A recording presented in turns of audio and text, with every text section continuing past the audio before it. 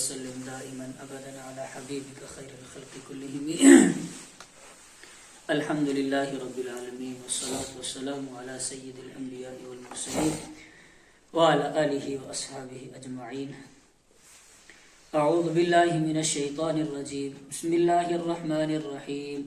اقتربت الساعة وانشق القمر وإن يروا آية يعرضوا ويقولوا سحر مستمر وكذبوا واتبعوا أهواءهم وكل أمر مستقر. صدق الله العظيم. اس سے پہلی سورہ قمر شروع ہو رہی ہے. اس سے پہلے والی سورت تھی سورہ نجم، والنجم اذا ہوا، وہ مکمل ہوئی اور اس کی آخر میں ایک بات آئی تھی ازفت الازفہ، قریب آ لگی، قریب آنے والی. کیا تھی وہ قریب آنے والی؟ اس سے مراد قیامت تھی کہ قیامت قریب آ چکی ہے. اور رحمت عالم صلی اللہ علیہ وسلم نے فرمایا کہ انا والساعۃ کہاتین، میں اور قیامت اس طرح، یعنی جس طرح ان دو انگلیوں کے درمیان کوئی تیسری چیز نہیں، اسی طرح میرے اور قیامت کے درمیان اور کوئی چیز نہیں ہے. یعنی کوئی نبی نہیں آئے گا، اب میں آ گیا ہوں اور میرے بعد کیا آئے گی؟ قیامت آئے گی. تو اس صورت میں شروعاتی قیامت سے اقتربت الساعۃ، قیامت قریب آ لگی ہے، قیامت قریب آ لگی ہے. وانشق القمر، اور چاند پھٹ گیا. انشق القمر سے کیا مراد ہے کہ چاند پھٹ گیا؟ یہاں پہ ایک شان نزول بیان کیا گیا ہے. کیا کہ کفار مکہ نے بڑے مطالبات کیے. آپ صلی اللہ علیہ وسلم مینا کے اندر تشریف فرما تھے، کفار مکہ بھی تھے وہاں.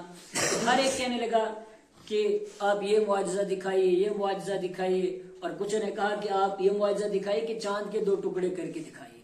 اگر آپ چاند کے 2 ٹکڑے کر کے دکھائیں گے تو ہم آپ پر ایمان لے آئیں گے، آپ اپنی نبوت کو ثابت کریں.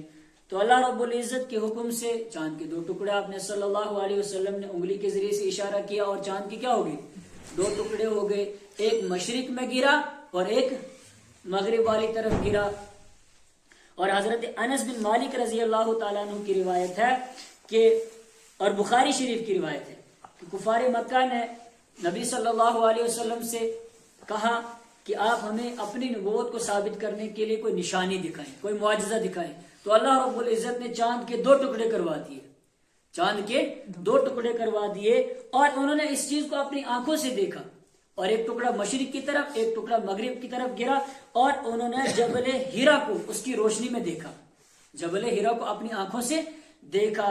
جب انہوں نے یہ چیز دیکھی تو کیا کہنے لگے؟ انکار تو اس چیز کا کر نہیں سکتے تھے. تو کیا کہنے لگے؟ یہ جادو ہے، یہ کیا ہے؟ یہ بہت بڑا جادو ہے. اور کہنے لگے کہ ہم تو دیکھ رہے تھے، مشاہدہ کر رہے تھے کہ کتنا بڑا جادوگر ہے، اب ہمیں پتہ چل گیا کہ یہ بہت بڑا کیا ہے؟ جادوگر ہے. اور وَإِن يَرَوْا آیَةً، اور اگر وہ دیکھتے ہیں کوئی نشانی، يُعْرِضُوا، تو اعراض کرتے ہیں، وَيَقُولُوا، اور کہتے ہیں سحر مستمر، سحر جادو ہے، مستمر، اس کی بہت سارے معنی کیے گئے ہیں. مستمر، نمبر 1 بہت بڑا جادو، سحر مستمر بہت بڑا جادو ہے. اور دوسرا سحر مستمر، مسلسل چلے آنے والا جادو ہے. یعنی اس سے پہلے بھی لوگ جادو دکھاتے تھے، اب یہ بھی کیا کر رہا ہے؟ جادو دکھا رہا ہے. اور ایک اور ترجمہ سحر مستمر، ختم ہونے والا جادو ہے. یعنی یہ جادو دکھا رہا ہے، اور جب یہ بھی اس دنیا سے چلا جائے گا تو اس کا جادو بھی کیا ہو جائے گا؟ ختم ہو جائے گا. وَكَذَّبُوا وَاتَّبَعُوا، اور انہوں نے جھٹلایا، وَاتَّبَعُوا، اور وہ پیچھے چلے، أَهْوَاءَهُمْ، اپنی خواہش نفس کی خواہش کے پیچھے چلے. یعنی جو انکار کر رہے ہیں آپ صلی اللہ علیہ وسلم کا، کبھی جادوگر کہہ رہے ہیں، کبھی مجنون کہہ رہے ہیں، یہ ساری کی ساری باتیں کہہ رہے ہیں، تو اس کے لیے کیا ان کے پاس کوئی دلیل ہے جس کی وجہ سے آپ کوئی سب کچھ کہتے ہیں؟ قرآن نے کہا نہ، کوئی دلیل نہیں ہے، بلکہ کیا ہے؟ وَاتَّبَعُوا أَهْوَاءَهُمْ، بس اپنے خواہش نفس کی وجہ سے کہتے ہیں. دل نے کہا تو کہہ دیا، ضد اور اناد. وَكُلُّ أَمْرٍ مُسْتَقِرٌ، اور ہر ایک معاملہ مستقر، ٹھہرنے والا ہے. کیا مطلب؟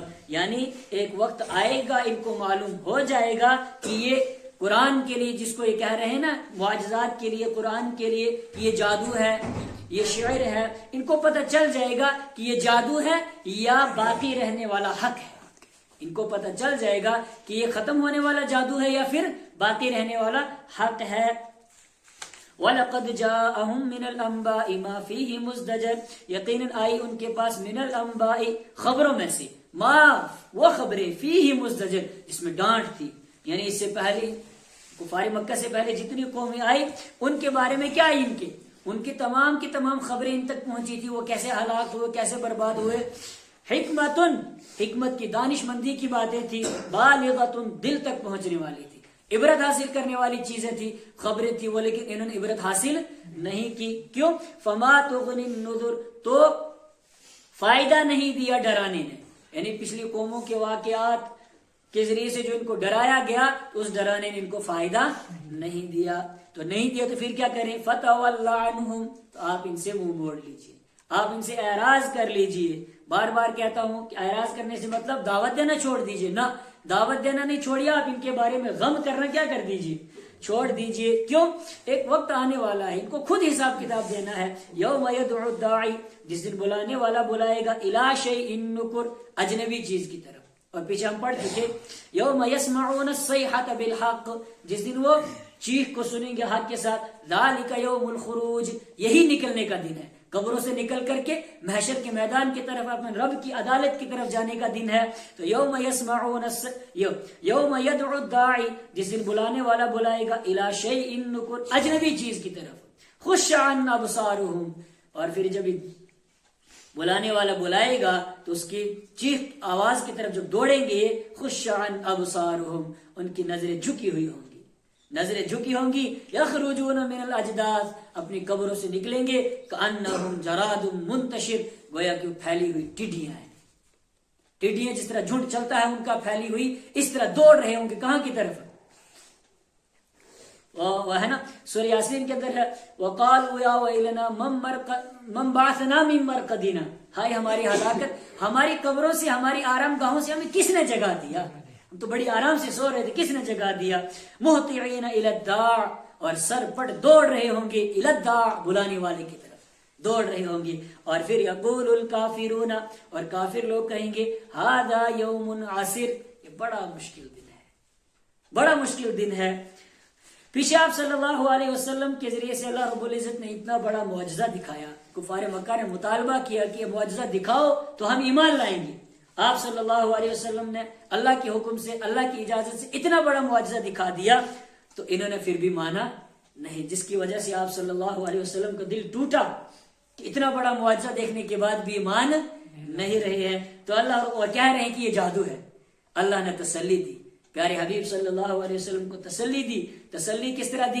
پچھلے قوموں کے واقعات کو بیان کیا کہ میرے پیارے جس طرح یہ آپ کو جھٹلا رہے ہیں یہ کوئی نیا جھٹلانا نہیں ہے, آپ سے پہلے جتنے بھی نبی آئے ہیں سارے نبیوں کو جھٹلایا گیا ہے, اسی طرح جھٹلایا گیا ہے. لہذا آپ ان کے جھٹلانے کی وجہ سے, ان کے ساحر اور جادوگر کہنے کی وجہ سے آپ غم نہ کریں. حضرت نوح علیہ السلام کا قصہ, کذبت قبلہم قوم نوح جھٹلایا ان سے پہلے قوم نوح نے, فکذبوا تو انہوں نے جھوٹا کہا عبدنا ہمارے بندے کو, وقالوا مجنون اور انہوں نے کہا مجنون ہے, وازدجر اور جھڑکا گیا.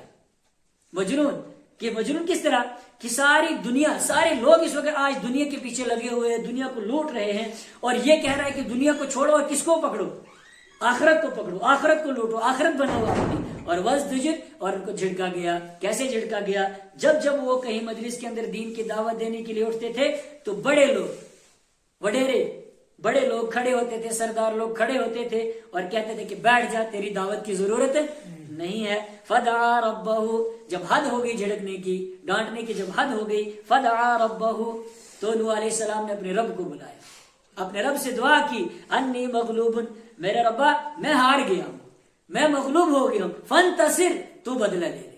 ادھر دعا مانگی اور ادھر ففتحنا ابواب السماء تو ہم نے کھول دیا آسمان کے دروازوں کو, بماء ایسے پانی کے ذریعے سے, منہمر جو ٹوٹ کر برسنے والا تھا, دھڑ دھڑ برسنے والا تھا. آسمان سے بارش اتری, وفجرنا الارض اور ہم نے پھاڑ دیا زمین کو, عیونا چشموں کے ساتھ, اوپر سے پانی برسا اور نیچے سے زمین سے چشمے پھوٹ پڑے. فالتقى الماء اور پانی مل گیا, اوپر والا پانی بھی اور نیچے والا پانی بھی. علی امرن ایسے معاملے پر قد قدر جو طے کیا گیا تھا، وحملناہ اور ہم نے ان کو اٹھایا، کس کو؟ حضرت نوح علیہ السلام کو اٹھایا، علی ذات الواح ایسی چیز پر جو تختوں والی تھی، ودسرن اور کیلوں والی تھی، وہ کون تھی؟ کشتی پر ان کو سوار کیا، تجری بأعیننا کشتی لے کر کے چلتی تھی، بأعیننا تجری وہ کشتی چل رہی تھی، بأعیننا ہماری نگرانی میں، جزاء بدلہ دینے کے لیے، لمن اس شخص کا کان کفر جس کا انکار کیا گیا تھا، جس کی ناقدری کی گئی تھی، یعنی نوح علیہ السلام کی ناقدری کی گئی تھی، ان کا انکار کیا گیا تھا، تو ان کا بدلہ لینے کے لیے ایسا ہوا۔ وَلَقَدْ تَرَكْنَاهَا یقیناً ہم نے چھوڑا اس کو، کس کو؟ کشتی کو، آیتن نشانی بنا کر، عبرت کی نشانی بنا کر کے، فَهَلْ مِن مُدَّكِرٍ تو کیا ہے کوئی نصیحت حاصل کرنے والا؟ فَكَيْفَ كَانَ عَذَابِي تو کیسا تھا میرا ڈرانا، عذابی میرا عذاب، وَنُذُرْ اور میرا ڈرانا، وَلَقَدْ يَسَّرْنَا الْقُرْآنَ یقیناً ہم نے قرآن کو آسان کیا، لِلذِّكْرِ نصیحت حاصل کرنے کے لیے، یاد کرنے کے لیے، فَهَلْ مِن مُدَّكِرٍ تو ہے کوئی نصیحت حاصل کرنے والا؟ قرآن کو ہم نے آسان بنایا ہے، ہر انسان سمجھ سکتا ہے، لیکن کمزوری ہماری ہے کہ ہم سمجھنا نہیں چاہتے۔ قرآن کہہ رہا ہے فَهَلْ مِن مُدَّكِرٍ ہے کوئی نصیحت حاصل کرنے والا، ہے کوئی قرآن کو سمجھنے والا، آؤ اور سمجھو اس کو ہم نے آسان بنایا ہے۔ اللہ رب العزت مجھے بھی اور آپ کو بھی قرآن سمجھنے کی توفیق عطا فرمائے۔ وآخر دعوانا ان الحمدللہ۔